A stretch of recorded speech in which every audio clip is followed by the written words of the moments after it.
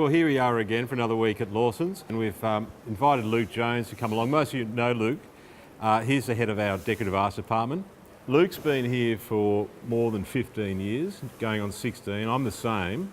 Peter's been about 17 years, and this blow-in's been around about 11 years. I'm the new boy. New boy on the block. So that's nearly about 60 years. So 60 years of combined knowledge there and or experience. That's why we all started with a full head of hair. Anyway, so we've got a great line-up today of items. What's your first item today, mate? My first item today, I've got this genuine 1930s travelling game set. Got a few games in there. We've got the cribbage there, we've got the backgammon and also chess. The piece de resistance though with the game is the good old steeplechase game there. Oh, nice. Yes. We have 6 hand-painted child-proof lead horses. Nice. Money? Never gets what it's worth. I mean, you think these are all hand-painted pieces.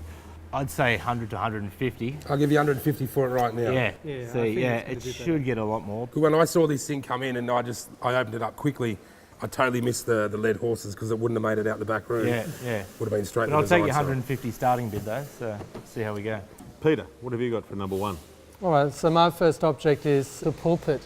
It's a nice early one in silky oak, which would put it to probably the 1920s, 30s. So it came from St. Paul's in Coogee. And sweet little object with that nice Gothic arcading. And estimate-wise, they've put 100 to 150 on it. Hopefully it's going to be more on the upper end of the estimate. Is it raised at all? Do you stand on a raised stage? No, you stand flat on the floor. Flat on the ground. I hope you can hear us. There's a butte storm going on outside with a lot of pitter-patter on the roof, but anyway, we're doing our best. Over to you. So I'm going to go from the 1920s, 30s with the pulpit straight into the middle of the best decade ever, 1980s. This is a work of art to me. This is a Crown single cassette ghetto blaster, the boombox. There's quite a movement collecting these units these days. I think there's 4 or 5 of us now. I'm pushing it pretty hard. This is good, this one, because this one, the tape player actually works. The radio works. I'm excited. I'm in at $100. Does it work? It's perfect working order. 100, 150 for the ghetto all day. Yeah? Right, pass.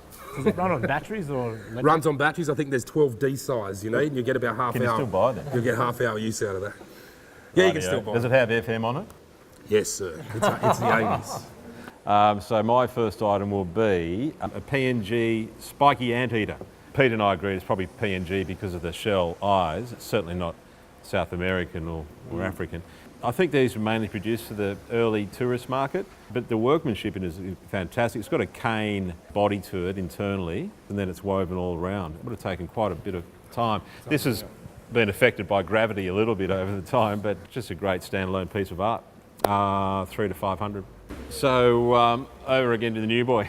Here I have a beautiful Versace cutlery collection. It's a setting for 6, so it's a main knife, fork and spoon and an entree knife, fork and spoon.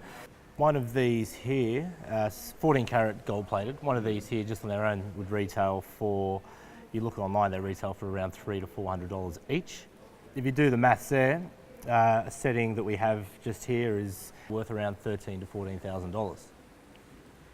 Right. If I bought it, can I put it in the dishwasher? No, not at all. No, it'll be worth, it'll be worth sort of $50 to $60 then. Yeah.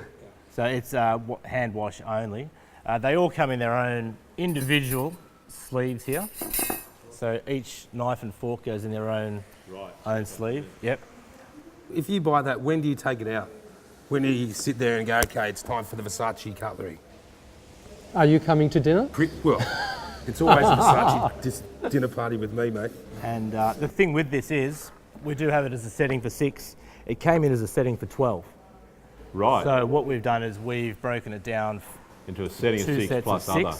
Yeah. Oh, that's sensible. 2 settings of 6. We've gone quite low. We've estimated for each setting around 4,000 to 5,000. That's online now. My last object is the Renaissance style painted cabinet. I had a good look at it. I think it's only in the style made probably in the 70s or 80s in that historical revival style. Very interesting piece, and I think the guys put an estimate of 150 to 250, and I think we'll get the top estimate, if not just a little bit more.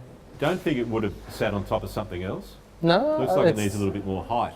but the old cabinets were usually of smaller proportions. I think that being that size is going to be a massive help to sell it, because these oversized cabinets are getting harder and harder to sell. That's straight in a little apartment or unit anywhere it's around manageable. here. Probably the best thing I'll ever be allowed to handle, and it is this 1938 bottle of Macallan Scotch whiskey. You won't find another one of these, I'll tell you that right now. The story behind this is the reason why I love this game. Estimate for this is $4,000 to $5,000. It would have been barrelled for 40 years, and it would have been bottled 40 years ago, so it's got at least 80 or so years fermenting and sitting and doing what a good Scotch whisky does. The potential vendor said, I've got this bottle of Scotch under my sink. So she reaches in and pulls this out. Sevi sort of had an inkling what it was. Simon also almost had a heart attack and fell over. But that's the best thing. I think she even said at one point, well, you know what, we were going to open it last Christmas, we decided not to. Potentially, this has got $10,000 in it. Simon's fairly conservative estimate, he's at 4 to 6, but a very rare Scotch. And just the story behind it's fantastic. Imagine how long it's been sitting under that sink. It's perfect. Yeah. Simon's got a bumper wine and whiskey sale this week, so do get online and have a look. That's all up online at the moment. Wow, what a find, hey? What a find. Okay, we've got a work here by Clifford Possum, very, very well-renowned Aboriginal artist, and he really started the dot painting movement in the early 70s, he and his brothers. Clifford is in collections such as the AGNSW, the National Gallery of Australia. He's even in the Royal Collection over in the UK. We've been sensible, we've got about 5 to 7 on it.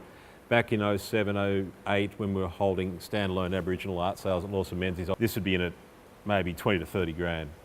And you'd have every chance of getting over the 40 grand. So anyway, priced conservatively, it's got great provenance on it, you know, it's a great investment piece. Luke, have you had fun? I've had a great time. Thanks for inviting me. Pleasure. Okay, so look, we've got quite a bit going on online and in physical sales. We've got an on-site sale in Chatswood that's open for viewing this week and closes next Wednesday. Obviously, we mentioned the wine and spirit sale this week. That's a bumper one. Have a look at that. We have a rug sale online, which closes on Thursday of this week. Have a look at that. Last but not least, the Indigenous and Tribal sale. And that's a physical sale this Thursday in the rooms. So plenty going on as always. Have a look online and enjoy your week.